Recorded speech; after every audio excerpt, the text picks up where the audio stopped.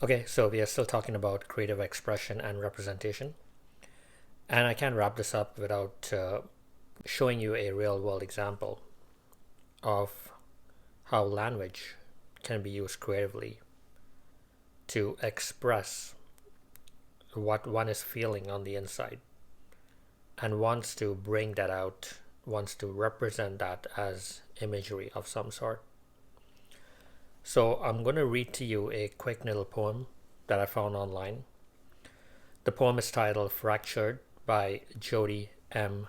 Kucera, if I pronounce her last name correctly. Jodikucera. She's the author of the poem. It's titled Fractured. You look at me and only see the cracks, fractured like a piece of glass. Some are shallow and straight, created by silently carrying so much weight. Others are round and splayed like stars. Words, a solar system of scars. Some are deep and cut to my core. From trials I thought I could no longer endure. Some hold tightly to splintering shards that still cut, a painful reminder every time they are touched. Others are jagged and worn, and some are occupied with scorn. Some of them are lessons, regretfully bought on by my own transgressions. All of them create an intricate mosaic of intertwined lines, reminders of the things I've survived. A prismatic display of beauty and strength. Though I am fractured, I did not break. Okay, so as you can tell from the poem, the author is uh, using language very creatively to evoke an imagery, to represent symbolically and metaphorically what she is feeling, what she's experiencing on the inside, right? She can't help but want to express it. She wants that represented in a way. And her creative outlet is the poem. She could have painted a picture, she could have written a song, told a story, expressed herself in countless ways, but she chose to do it very creatively in a poem. And that is what all of art is about, right? When a painter paints a picture, it's possible that he is representing something. He's trying to create an imagery of some sort that symbolically represents an idea, an emotion, a feeling, or just um, a thought that he had of a beautiful scenery that he came across that he wants to put out there, he wants to represent. Even the reason I make these videos is to represent my thoughts and ideas, my inner world, my inner activity of my mind. Right? I can't help but want to do it. Right? Who am I going to talk to about this stuff?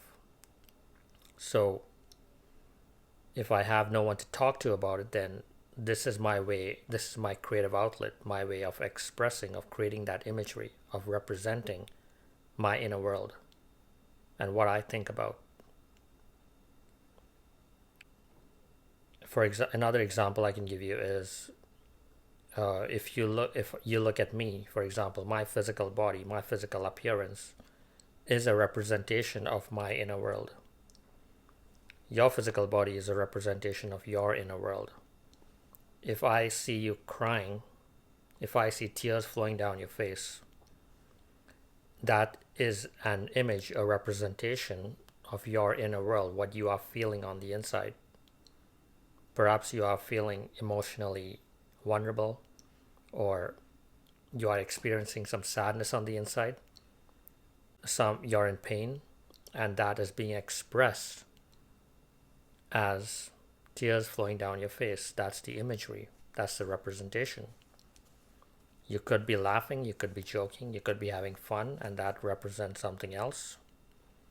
But of course, only you know what you are experiencing on the inside, right? You could be putting on a facade of some sort. I don't know.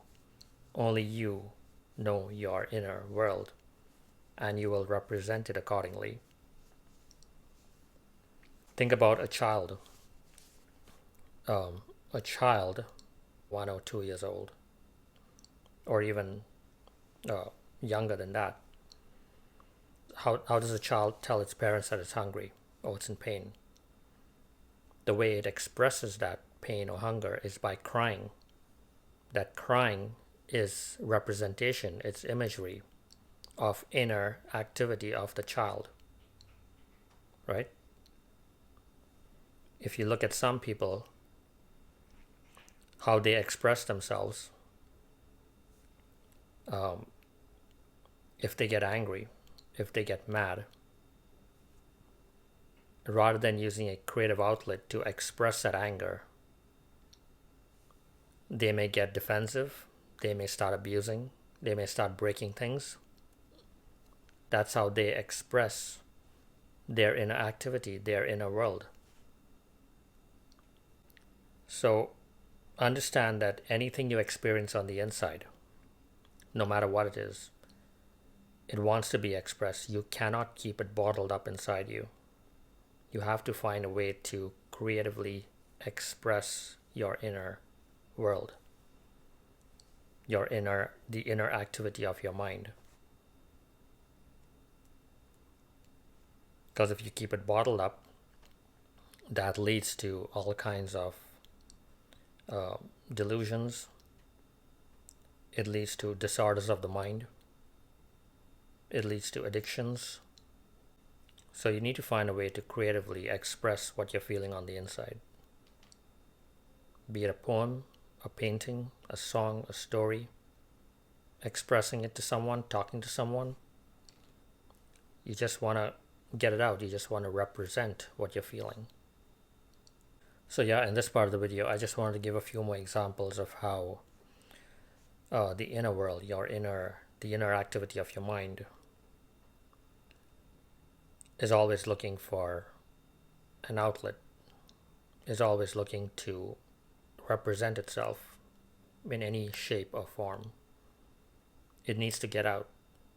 It needs to be expressed. So you need to try to find a creative outlet for your inner world, for the inner activity of your mind.